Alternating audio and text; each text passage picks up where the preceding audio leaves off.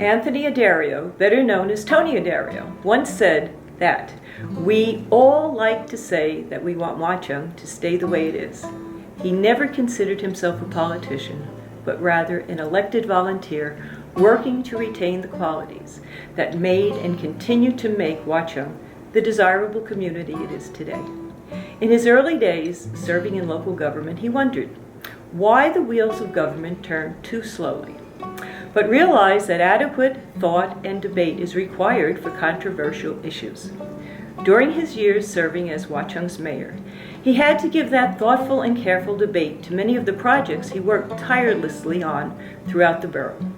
He saw the need in improving Watchung's aging infrastructure while carefully ensuring he preserved the historic and rustic ambiance its residents were accustomed to.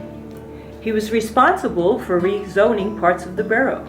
His biggest rezoning challenge included rezoning Watchung Square Mall for commercial use after the property was sold by Lockheed Martin.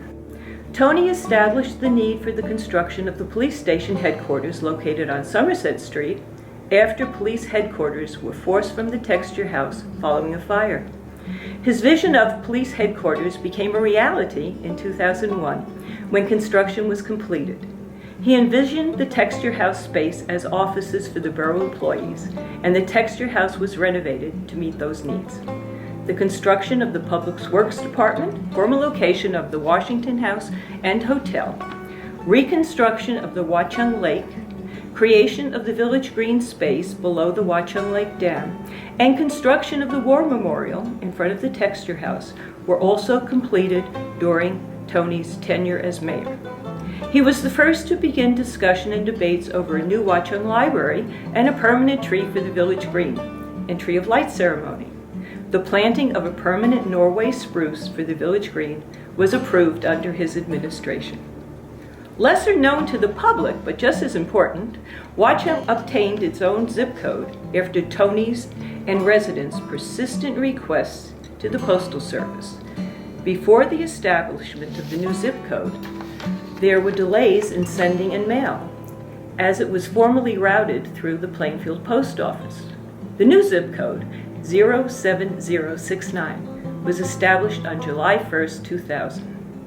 Tony even obtained a signed copy of the stamp that commemorated and celebrated Bobby Thompson's Shot Heard Around the World in 1999. Tony grew up in Plainfield, New Jersey, graduated from Holy Trinity High School and Seton Hall University with a bachelor's degree in marketing. He worked for the Grand Union chain of supermarkets as a personnel manager for all of New Jersey and some of New York. He married his wife, Dottie, known as Diddy Addario, in 1957, and they have one son, Tom. Tony and Diddy built their home on Rock Avenue in Watchung in 1961 and have lived there ever since. This is his story. Someone asked me, I guess it was in 1965, to run for the school board. Why? Why me? Well, we need someone, if you're interested. So I said, all right, try me. And I lost. I don't remember who I ran against. I did. And then I was asked to run for council in primaries. And I lost that one, about 1970.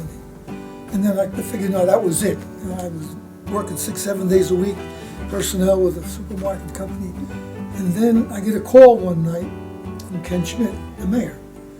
And I had met him once or twice before, but I didn't know him.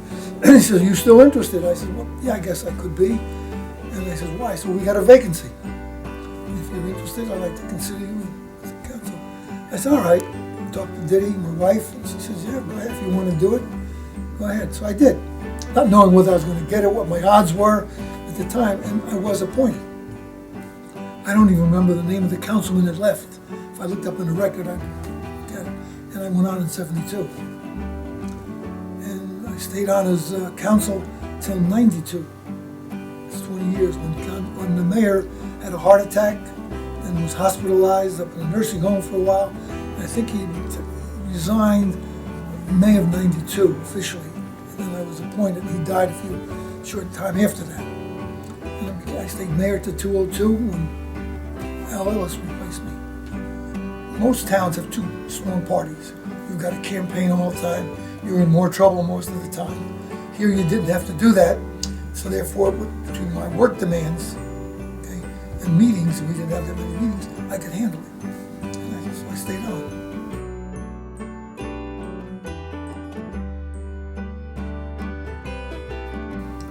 It was evolving more so faster because you were getting many out-of-towners moving in. It was building, more homes were being built. When you compare yourself to 70 years old with someone that's 30 years old, your needs, your demands, what you want are different, entirely different. And you're talking whether it be a library, whether it be school systems, okay, different things.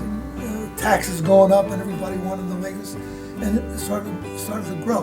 And we did a lot of things, the new police station, the lakes, okay, doing those things on that. And sewers that weren't there that we needed all over the place. Taxes were a big issue that were blowing up all the time. And when you get to be in public office, no matter what you do, somebody's going to object. Somebody wants it, somebody doesn't want it. And you have to live with it. And I could hear it every day. Whether it's snow removal, you get a call 6 o'clock in the morning, they haven't plowed my street yet. They're out there. Yeah, but I live on a hill. It's all hills, I tell them. My job is important, I got to get to work. Everybody's got to get to work. Okay, no matter what you do, you were in a dilemma. And you made the best of it. Okay, you just had to talk and get things done. And the other big thing about learning is everybody wants something from government, whether it be seniors, blame them to some degree, whether it's library committee, whether it's a school system, road department, help in the office, you name it. And you just can't give them everything they want, more help, more money, more this, everything else. You gotta say no. I remember making some presentations at school, Education Week, go there to talk. These are youngsters, 8 or 9 years old, 10, asking you questions after you make a little presentation. You know, what's the hardest part of your job? I don't do anything. What do you mean you don't do anything? Well, I have a full-time job. I've got people that work for me, administrator and clerks and that, road department, they do the work. Oh, okay. What's the hardest part of your job? I paused a minute. Saying no. A little youngster says to me, what do you mean by saying no? I said, well, they need more help, you tell them no. And I need more money, raise, no, can't have it. It's like when your mother says, no, you can't go out to play. You're mean, mommy. You can't watch television. You're nasty, mommy. And how do I know this hit home? I used to run into mothers and fathers at the Little League games, and they tell me what their children brought home. Okay, and that's the resemblance of what made them understand my job. Okay, at that age, because you look at the center of town here, the older section, the homes are on half-acre lots, and even less than a half-acre. So that goes back to this used to be a lake. Those were summer cottages along Mountain Boulevard. Same as up on Mission Lane. Okay, Liberty Village or whatever it was called. There were summer homes for people. Okay, I've been in some homes on Mountain Boulevard that if you're over 6 foot, you can't stand. And you have to duck. So you know what was built and what people were looking for. Cottage, instead of going down the shore, you went by the lake.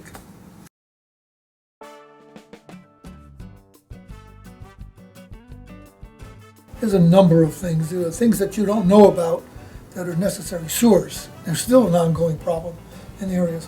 And again, you run into problems there. Put sewers in and someone lives alone, he's a senior citizen, he doesn't need sewers.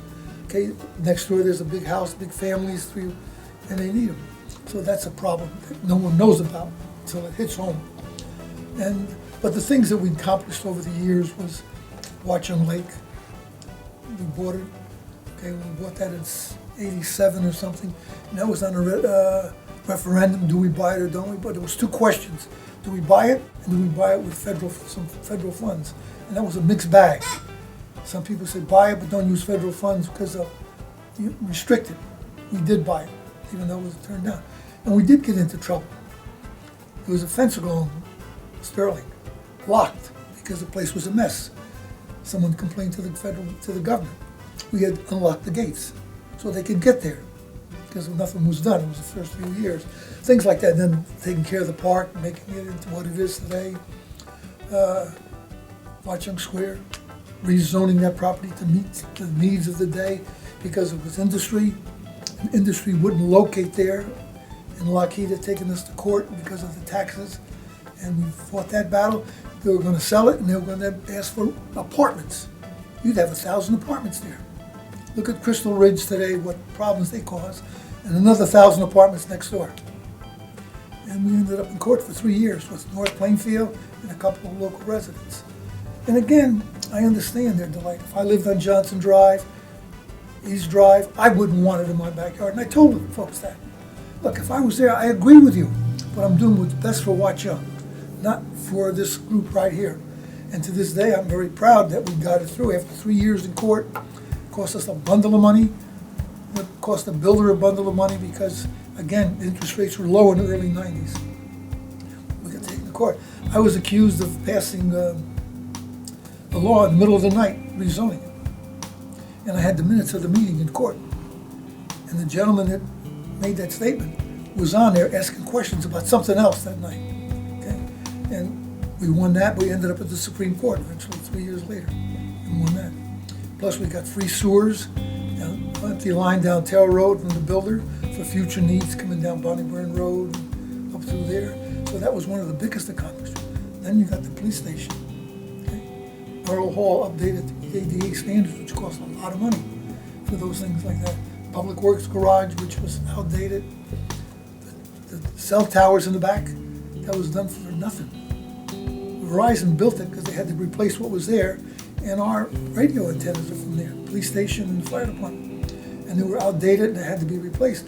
Then they wanted to put a building on top of the garage. The garage wouldn't hold it. So they had to tear that down, build us a nice office building to match the rest of the building, and they got the second floor. And they pay us about $60,000 a year in rental. I mean, those are things that are hidden that nobody knows about.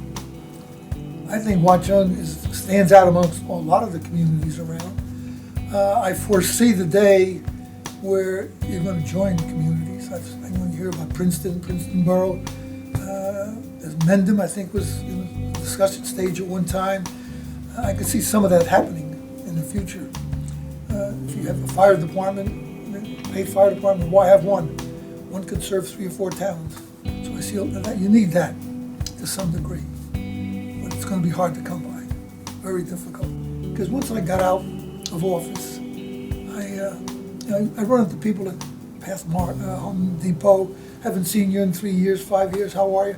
So I figure if I go there, I'll get to see some of the people. And when there's elections are low, I get to talk to them all the time.